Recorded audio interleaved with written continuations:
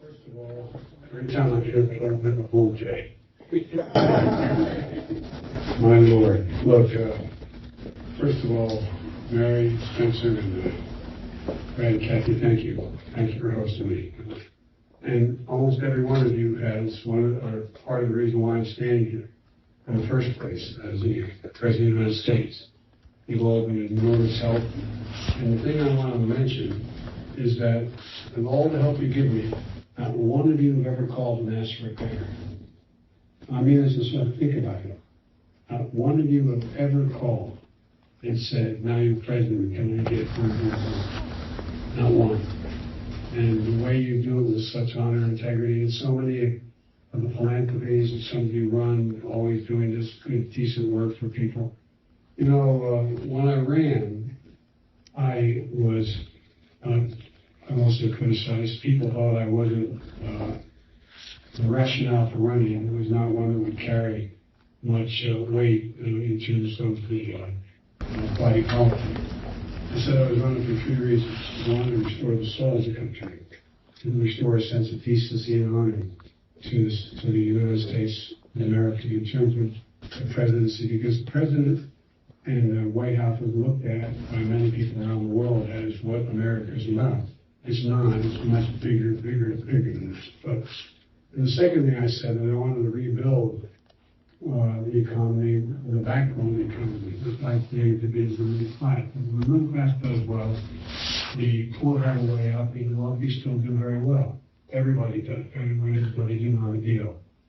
And the third thing was this turning out when I roundly and justifiably criticized for saying I want to unite the country. Because no democracy can be sustained without the informed consent of the American people. You got to bring them together. It's a tough thing. And so one of the things that I found is that reminded every day why elections matter. And I just cite two generic examples why I would say that. Number one, and the press has heard me say this, so I apologize to the press now my repeating this, but I believe it, is that I think in the year 2020 and beyond, we're in the battle between democracies and autocracies. I've had long discussions and over many hours, I mean literally over, I think it's now up to 70 some hours with Xi Jinping. He travels 17,000 miles, and he doesn't have a democratic with a small d going in his body. He's a very smart and calculating guy. He's just very straightforward with me.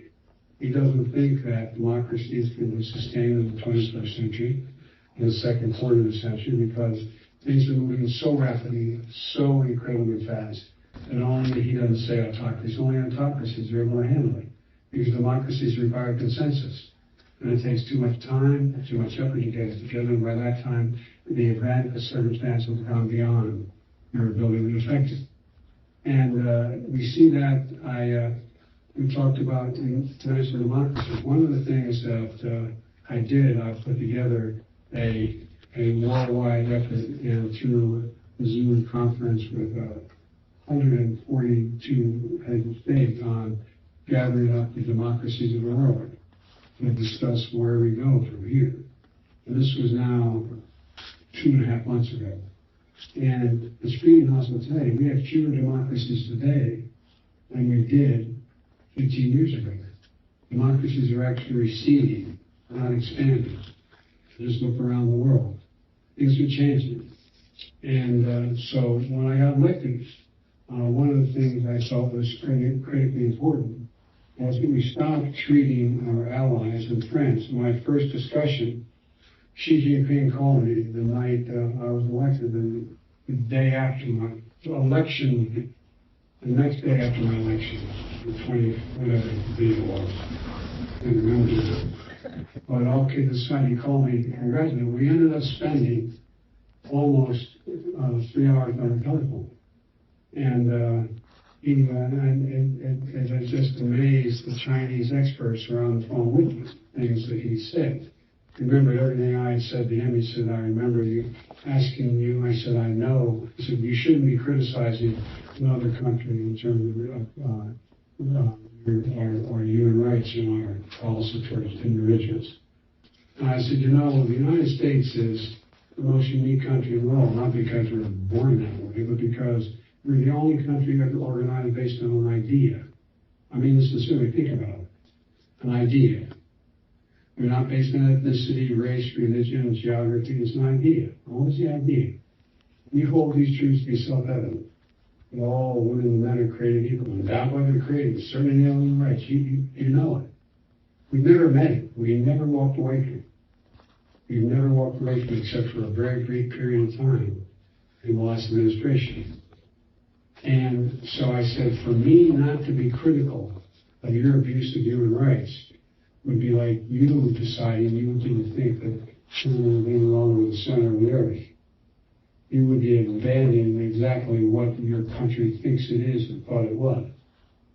And I said, so I'm not going to stop being critical. My generic point was larger though. I said I was going to say, what are you going to do? And I said, what I'm going to do is reestablish our alliances. And by my implication, he said, that's because you're trying to hurt China. I said, no, it's because we have to bring together the alliances we had before that have been treated like our alliances. Things go in and treated like, how can I say it? Anyway, not well. I was going to say something I shouldn't say, particularly because all kidding aside, think about it. And so what I did was I immediately convened a meeting of the G7, and it was in London. I mean, in suburban, in the Clown Peninsula in England. And everybody showed up, and the first thing I said when we watched this, get American back. And I reminded the presidents say, what two heads of state said the same thing. For how long? For how long?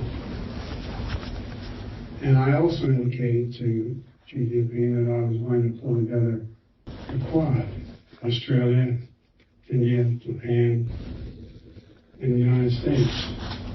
He said, you're just doing that to affect us. I said, no, I think we're trying to put together those folks who have an opportunity to work together in the Indo-Pacific. The point being that one of the things that the autocrats fear the most, and India has its own problems, all those countries have their own problem, is the notion that somehow we can work together in concert and contrary to what are essentially dictatorships, which a lot of countries have become, particularly not only in China, but Russia and many other countries. And so the point I'm making is that I spent a lot of time and put together, I think, a pretty big foreign policy team with our Secretary of Defense, Secretary of State, and Security Advisor, etc., and reached out. And what happened was Putin thought when we got elected that we'd easily be able to break up NATO. That's what part of his objective was from the very beginning. And I know I've been saying that for 8 years, but well, that's part of his objective. But the irony of all ironies is, and you know from being an ambassador to Switzerland, what happened was he got exactly what he didn't want. He was looking for the further federalization of Europe. Instead, he got Finland and President of Finland calling on to see me wanting to join NATO. And Sweden wanting to join NATO. His actions generated exactly the opposite of what he intended. I'm not suggesting that that makes things all that easier, but the point is that we have a circumstance where the Ukrainian people are incredibly brave. They're incredibly resolved. Not just the military that was trained, but the people in the streets. And they're making a lie and foolish theory that somehow because they're Slavic in background and many spoke Russian, that somehow they're a welcoming party. The exact opposite has happened. The reason I bother to raise this is that it raises the issue of whether or not what our foreign policy will be from this point on. And it's occupied more of my time than ever anticipated it would be. And that, coupled with COVID, has had a phenomenal negative impact on things that relate to basically inflation. When you find ourselves in a situation where, because of COVID, there's the factory the factory in Vietnam or Taiwan closes down. That was the reason why 1/3 of all the inflation last year was the price of automobiles. We couldn't get the computer chips to be able to build the automobiles. We're now in a situation where, because of Russia being such a major oil issue, and because Ukraine and Russia were the wheat and corn breadbaskets of the world, you see everything from the price of eggs to the price of gasoline go up. I come from a family, not a joke, where when the price of a gallon of gasoline went up, it was a conversation at our kitchen table. And a lot of people, notwithstanding the fact that they've created more jobs in the first 14 months than any president in history. We have created 420,000 manufacturing jobs. We kicked it all the dead in America. We made the unemployment rate down 2.6% to over 6%. Notwithstanding all that, and wages going up, people are concerned, uncertain, and angry. They're angry. They don't know quite what to do. Because again, when gasoline goes over $4 a gallon, it's a big deal. And a lot of households, the vast majority of households. When the cost of a dozen eggs goes up. So the few things that we've worked on as far as we could is dealing with the supply chains so that we were able to, the law has been on the books since the 30s. And it's a Buy America law. It's not a violation of the international group. What's read in the United States these days, I get to spend and decide where we spend about $600 to $700 billion of your money. And so under the law, we're able to insist that I can insist on to Buy American. And the vehicle that whatever I'm purchasing is up to 100% made in America, all the parts. And so Buy America was used to do 51%. That was enough. Well, that's 51% of America. It's now 75%. My generic point is this. We have not invested in ourselves, in America. The government has not invested in America, either in our education and in our technology. We used to provide, you all are doing it, but we used to provide the government 2% of our GDP was invested in research and development. So it's the 1% now. That's the 1%. We used to be in a situation where we had the best infrastructure in the world. Our ports, airports, if just go down the road, the whole deal. We now rank 13th in the world. We used to be in a situation where, if you think about it, why were we the most powerful nation in the world in the beginning of the 21st century, the 20th century? We're the only nation in the world that had universal education from K through 12. Other people had great education systems for the elite throughout Europe and great universities and great what we would call high school. But it wasn't universal. The rest of the world caught up with what have we done? Does anybody think if today you said we're going to have a national education system, that we'd say 12 years is enough? Anybody think 12 years is enough in the 21st century? Second quarter of the 21st century? What are we doing? In addition to what we know to be the case, is in fact all the studies have shown from the great universities in the last 10 years, if you have mandatory schooling or schooling available for pre-K, 3, 4, and 5-year-olds, you increase by 56%, and the child, no matter what the background they come from, is going to be able to get through 12 years of school. 12 years of school and go beyond. You all know the studies because as the philanthropies you're running and involved in helping. You all know that a child coming from a broken home, and mom or dad, or there was a drug problem, or there's just as pure poverty, that child, by the time they go to kindergarten, will have heard 1 million fewer words spoken than a child from an average middle-class home. Not different words, just spoken. Just spoken.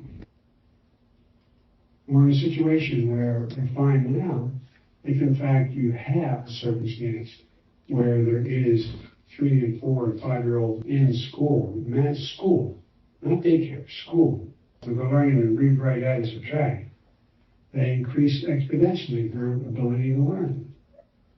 And they don't show up, and it doesn't matter what their background may come from. It doesn't matter what their background may come. Many of you know better than I, my son-in-law, who has a doctorate in neuroscience and is a reconstructive plastic surgeon with Philadelphia. That's right. The brain has been rapidly advancing during that period. And it continues to grow after age 20. But what do? So for a very little meeting, I spoke to the Fortune 500 companies. I spoke to in Washington.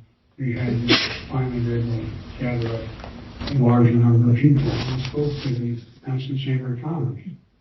And I pointed out that when I was vice president, President Obama asked me to deal with the Recovery Act, which was $1 billion, and to get it working. And I said, one of the things I did was I went with the Secretary of Commerce and others to speak to the 300, I think it was 340 soon, or 350, I don't remember the number, of the CEOs of the Fortune 500 companies, and asked what they most needed. It won't surprise you what the answer is: a better educated workforce.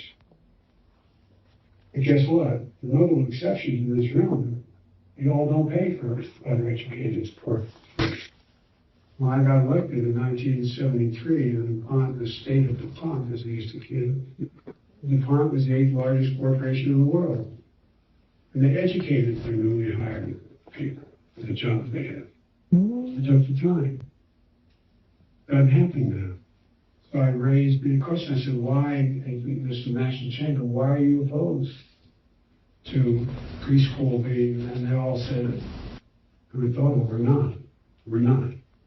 There's so many things we can do without raising taxes on, and by the way, all the stuff we've had expensive programs, the Recovery Act, plus the infrastructure bill.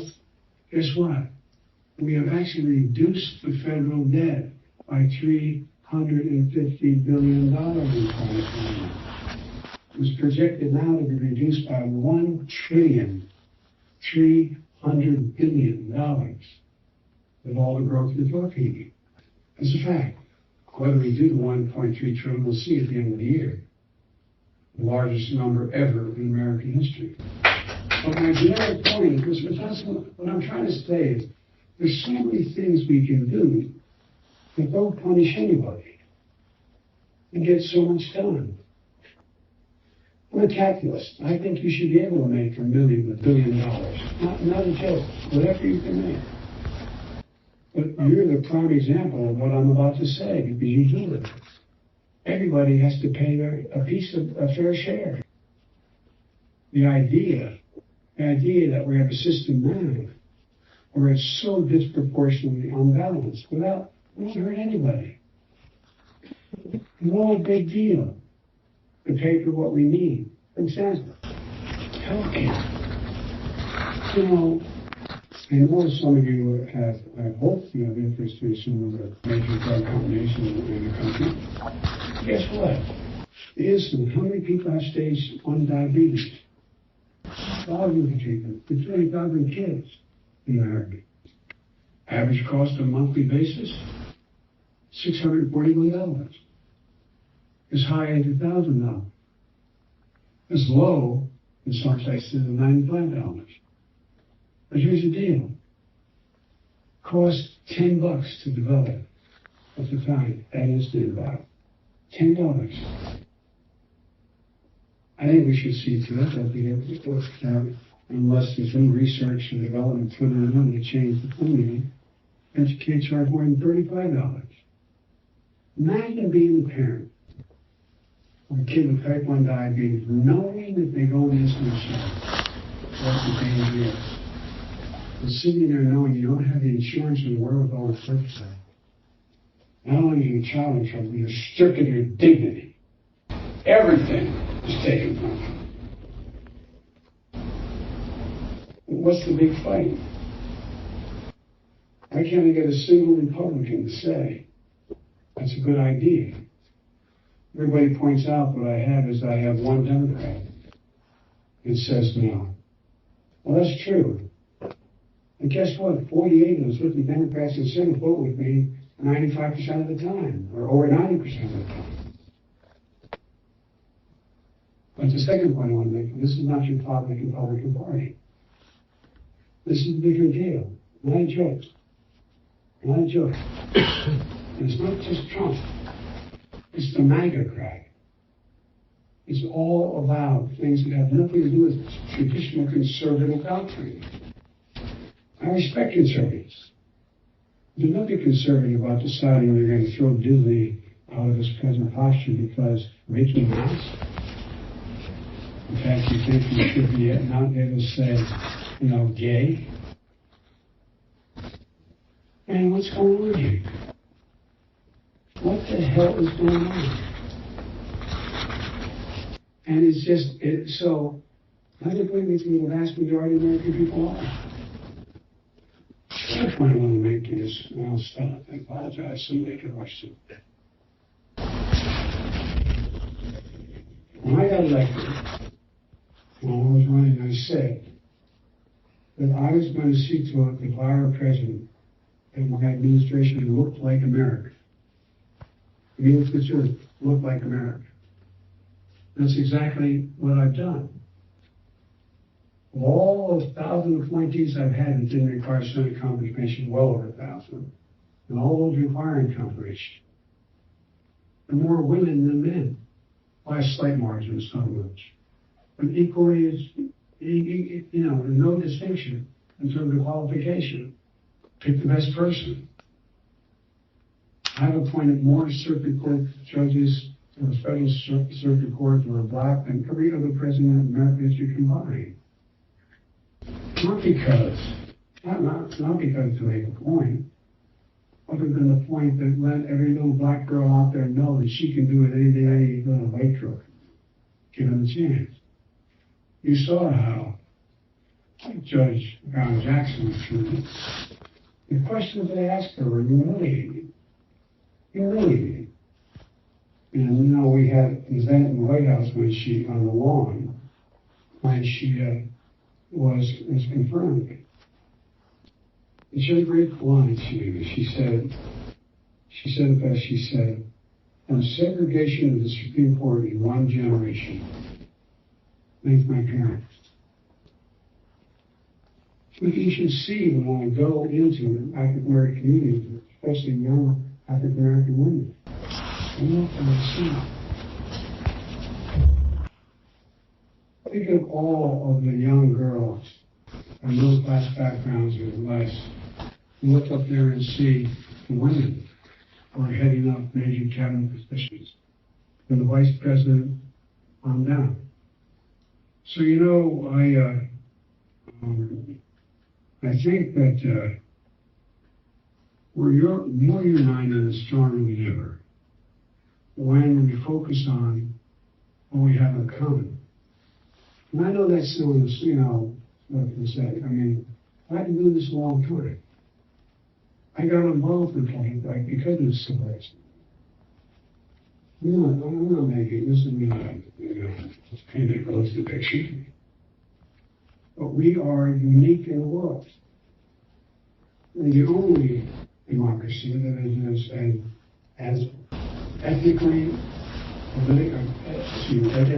racially, so divided. So if we don't bring it together, that's all we're going to do. What are you going to do? So again, I'm not like you say, it's just about fairness. It's about giving people a shot.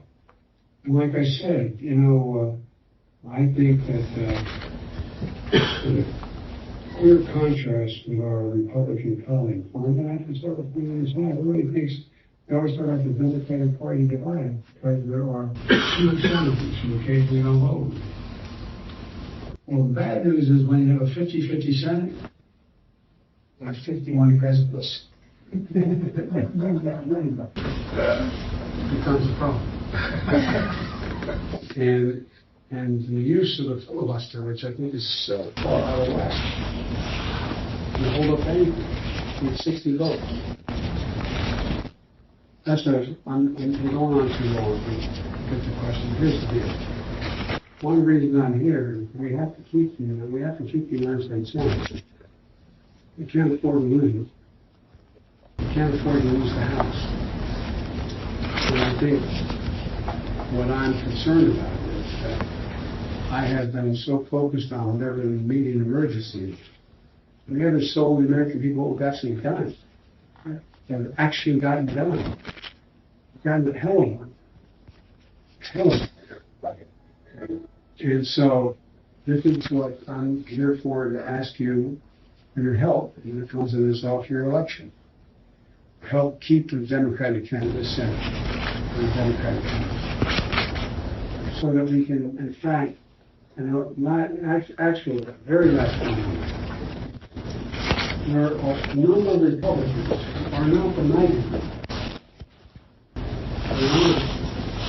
But guess what? They're scared to death. They know, and I know you know this, but it's like we did prior to the name off the top of our head. There are significant numbers that if they were to vote where they had voted in the past, if they vote their heart, they get a primary. They lose a primary. They lose a primary. It doesn't talk about courage, but it talks about reality. And so we gotta provide room by providing more Democratic votes to allow people to say. You know, I remember early on Martin Luther King saying this phrase in the hymn. He said, "It's one thing to cast your vote that you feel strongly about, losing cause. It's another thing if your vote will decide that what you care about is. It ain't worth it if you can't win. You just get the downside and no upside." That's a reality. So that's how human nature functions.